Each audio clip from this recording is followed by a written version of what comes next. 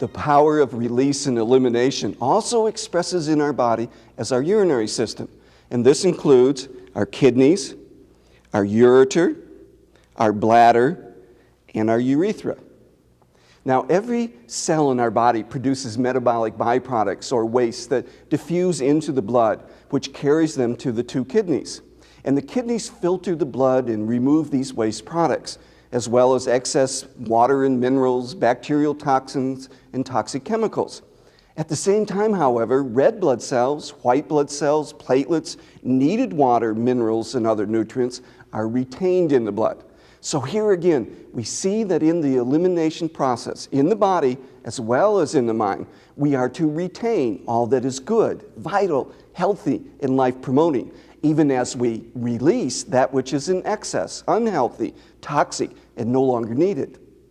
In the kidneys, the filtering of the blood produces urine, which travels down from the kidneys, down through the ureters to the bladder. And there it's stored until during urination, it is released through the urethra and out of the body.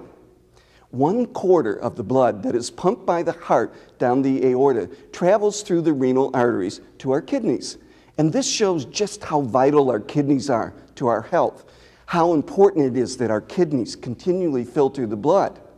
Now, in like manner, we are wise when we give sufficient daily attention and energy to our power of release. We are always mentally filtering our thoughts and feelings. We are always changing, growing, adapting, and letting go of the old to make way for the new. Change is life, and life is full of change. Now, what happens if we do resist and refuse to let go of the old, unneeded, unhealthy parts of ourselves? This may lead to infections of the urethra, bladder, or kidneys. There may be cysts or tumors of the kidneys or bladder, or kidney stones. And if this happens with you, please get the best professional health care. At the same time, however, focus on your power of release to rebalance your urinary system. Here's an example of how this works. Sheila was having one bladder infection after another, and in counseling, she initially seemed to be easygoing and pleasant, but beneath the surface, we discovered that she was filled with anger and hostility that she had held onto and repressed for years. Beneath her calm, proper, sweet exterior, she was really ticked off, peeved, and, well, I'm sure you get the idea. Now, of course, I suggested that she continue to treat her bladder infections with proper medical care.